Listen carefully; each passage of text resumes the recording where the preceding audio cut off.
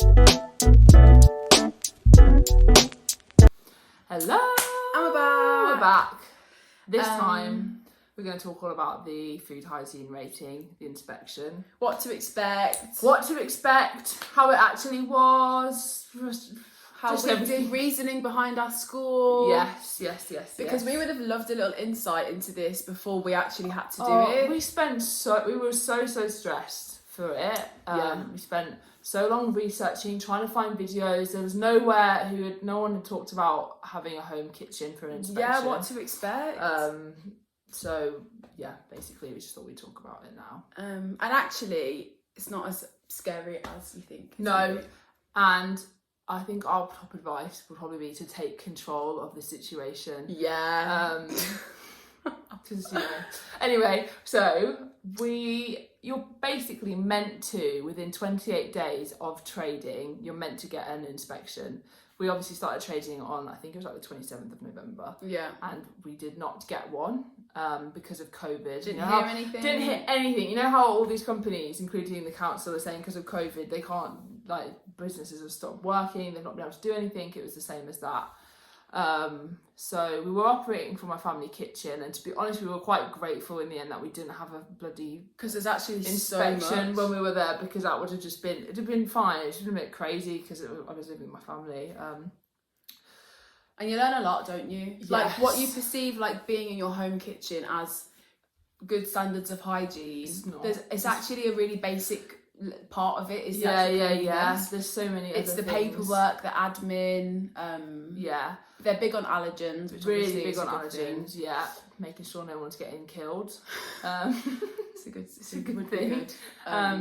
But yeah, so we moved into this house at the end of February, and we were like, right, we still not had an inspection. Like, what's going on? We had heard, I think by March, we had heard from the council who were asking us to just update, the FSA asking us to update them as to whether we were still where we were operating from, and just saying we're starting things back up again, so you can expect us soon. So we were like, right, this is happening, they're coming. Still didn't come. But we were so shook. We were so scared. Every weekend we were like, oh my God. They're coming. Waiting for them to knock the door, do you know what, let's just shut the curtains. I was terrified. We were so scared, just we wasn't ready, because it's literally a bit of an interview, isn't it? Yeah, it more is. than anything. It's like an exam that you can prep for a little bit, but so basically got in touch. We thought the inspection had to take place when your kitchen's open and you're trading, which would make sense because then they can really see how it works, your kitchen processes. But we emailed the lady. She's like, okay, I've been allocated. When yeah, we basically emailed and said we requested the inspection. Oh yeah, sorry. We were like, you know what, we're just going to take control and just ask to have this inspection. So get it out of the way. Also because you can't go trade at any events or do any. And we've got big plans without having a food hygiene rating. So right, we emailed them. Yeah. Then she got in touch. She was like, hi. When's best for me to come? So I just assumed, obviously, it's going to be on a day that we're open. So I was like, okay, Friday or Saturday is going to be the best time. Which in hindsight, if they come on a Friday or Saturday, I don't even know how I would have spoke to the woman. It would have been crazy. No, it would have been horrible. But yeah, she was like, oh well, Friday, Saturday, we don't work weekends, and I'm not free Fridays. So I was like, that's kind of when we operate, but she was like, how about Tuesday? We're not open, that's our day off. So we were like, okay, wicked. Sick. Come at 12 o'clock on Tuesday. It'll be all perfect, clean, spotless, which it was. We were scrubbing parts of the kitchen that you just don't even realise exist. It was spotless. We were terrified. We were really scared. And to be honest, they don't really look that much. They don't even look. The cleaners of the kitchen, we were like, can you actually... I was like, can you touch the cupboards? The cupboards, please? Because I've been scrubbing the oven. Look how clean this is. Yeah. So when they come, she turns up. She's like, all right. We was just ready to take us to the kitchen. We were like, hey, have a little look. She was like, no, I've got paperwork to fill out. Sit down and have a chat. And any business has to have a hazard analysis plan, basically. So it's where you just literally talk about all the things that could go wrong and what you do to avoid those things in the kitchen to make sure it's safe for the public.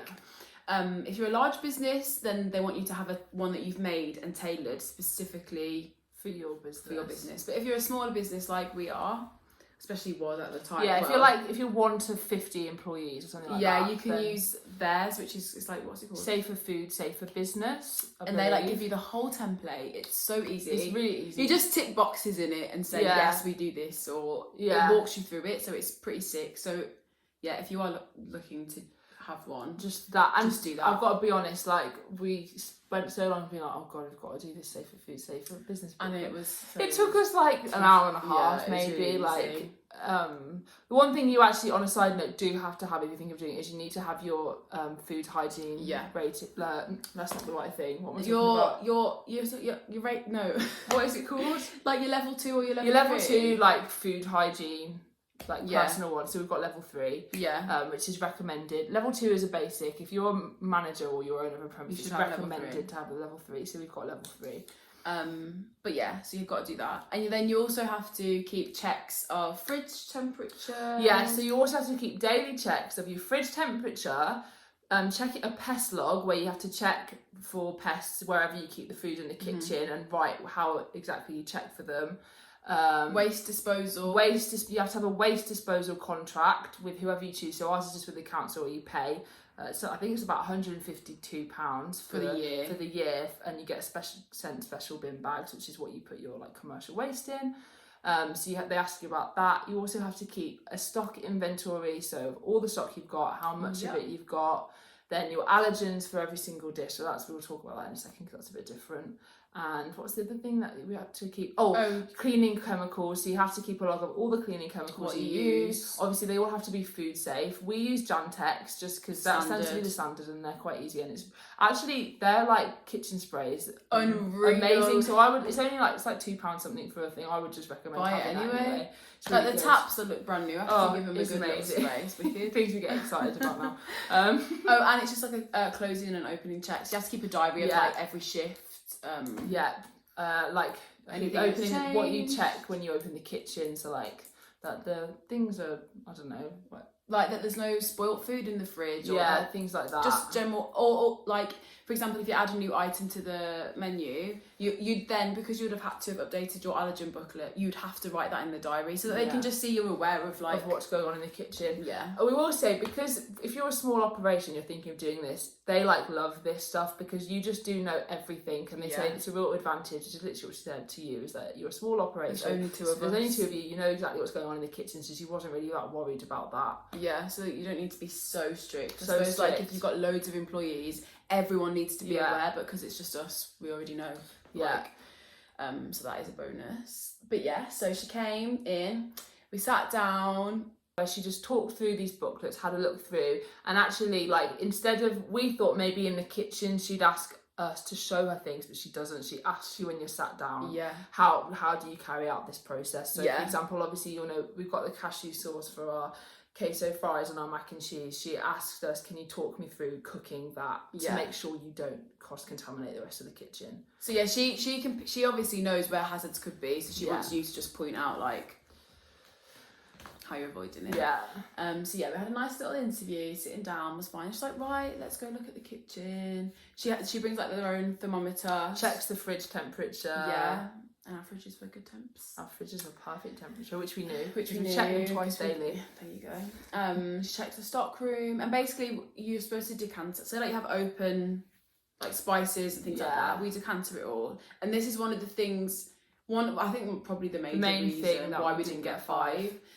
So they want you to keep like the batch numbers of the items you're using, and basically just the back of the packaging, so that you can refer back should anything like go wrong, or you have to. Whereas we just kind of thought, because we have the receipts from everything, because it does say online, and it says online.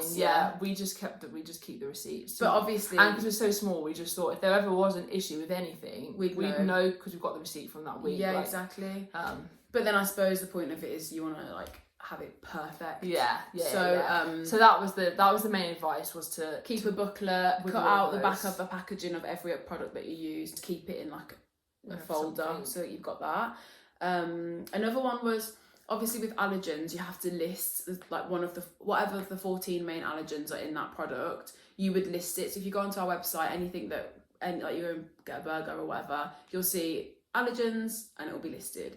But then you also have may contain, which just means that if it's been produced in an area that handles that allergen as well, they have to just put on there as a note, it may contain, just in case of any cross-contamination. But this is where I think they're quite harsh, really. Yeah, we did think it was a bit... We list all of our allergens, that's in everything. We're super careful about it. Our FAQs really state clearly, if you have an allergy, please get in touch, because cross-contamination can occur. Yeah, and we also like don't claim to be like gluten-free. We don't claim to be a kitchen free of any contaminants, just in case, because we cannot guarantee that. So yeah, we assumed, which generally when you do see other businesses, like if you go out for food, they don't list the may contain ingredients. It is just the allergens. So we thought we were pretty covered by stating that this is what's listed. However, if you have a severe allergy, the cross-contamination can occur in the kitchen. But she suggested that under every single product we put the may contain as well, which it's not hard. We can do that. So it's pretty simple. Like, so those are the two things: the may contain, and the decanting, like products keeping the labels. Those are the two things that we got marked down on, or prevented us from getting a 5. Yeah, I think it's because it's like nuts and peanuts are the kind of the may contain. So I think, it's not as if it's just saying may contain mustard. Oh, it's probably they're all pretty severe. But you know what I mean? All allergies. No allergies are like not the best, are they? Yeah. But so yeah, that was that. She went and looked at like our outdoor area, because we have like a separate outhouse that is our main stock room. You see it in the kitchen tour. Of course, yeah. That has like the fridge, freezers and stuff like that. She has a little scan of that, checks like for no pests and things. Yeah, so it's literally like on the floor checking things. And we were like, oh god, this mice dropping. Yeah, we're like, we definitely don't have mice, but you can feel free to touch around on the ground as much as you want to. So she looked around, and generally, I think she just wanted to go home, to be honest, because they would sit and look through your hazard analysis plan with you, and that's why you instantly then get your thing. But she didn't. She asked us to email. She was like, girls, she was like, you won't get a bad score. Obviously, I've said the few things that you can work on. It was really casual, actually. She was lovely. She was lovely, like really nice, like good mom vibes. And she was like, you won't get a bad score. She was like, but I'm not going to sit and read through your whole plan here. So just scan it over to me. When you get a chance. We were like, we're going to do it right now. I could literally write everything you've just told me. And like, we hadn't had lunch or anything. And we were like, we can't have lunch in case she thinks that we're like doing it now. So we were like, we spent ages like scanning all the documents in and sending them over to not get the results back for over a month. And I tried to email her so times. I was like, hi, just making sure you've got everything you need. We don't do anything on our end. She ignored me. Or she got a thing like saying, I'm on holiday. You can just like, I'll get back in touch. And then we randomly, not long ago, got a letter through the door, and it was just written to the supper spot. We were like, and it was handwritten as well. Yeah, we were like, I was like, what is this? I'm scared. Yeah. And it was our hygiene rating. You get like a nice sticker you can stick in your window. And I mean, obviously you wouldn't stick it in your window if it was a bad score. No. But we're pretty proud. We're proud of it because very proud. The kitchen is spotless, and so and it was just a paperwork thing, and it is quite difficult to. And it's a lot to learn. We can request another one now if we wanted to amend it and come back and get a 5, but we're happy. And you've got to pay £250, not worth it. Which is no, so yeah, a 4 is a good hygiene rating. You know, it shows your kitchen's clean.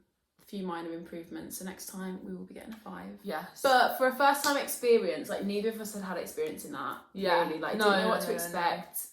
So it was just stressy. So I was pretty happy actually, especially being in a home kitchen, because structurally there's certain things they would like you to have, like having 2 sinks, like proper. Plumbed in 2 sinks, which we. I mean, our landlords, I don't think would. I don't think they're on going to us build a sink that. for us. No, so our camping sink's going to have to do, which she said is fine, but they just prefer it if you have a plumbed in sink. Because obviously, you know, street food, you don't have a plumbed sink at all, and it's fine. So, you know, but yeah, overall, very happy. Yeah. If you are watching this and you've got a food inspection coming, or you're thinking of starting a business, and you've got any questions, literally let us know. We'd happily talk through the like paperwork and the admin stuff more, but for most people that's probably not very boring. Interesting, but we would happily do that. So our top tips are, if you're waiting for it, is to make sure you've done all the paperwork. Oh yeah, of course. And then request it, because then they will actually tell you when they're coming. Yeah, like it's not a shock. That was a big thing. It's meant to be random. You're not meant to know, which is why we're so scared. But request it. Get your paperwork in order. Yeah. And it is fine. They're actually really nice. They're not trying to catch you out at all. No, but they're actually lovely. Yeah. Which is what we thought it would be like. So yeah. Just make sure. And obviously be spotless. And obviously be spotless. Because our kitchen was. You shouldn't be running a food business if it's not spotless. Yeah. And just that's it. That's everything. Paperwork and request it. Funnily enough. But yeah, so we got 4 stars. Woo! Happy days. Yeah, we'll see you next week. See you soon. Bye.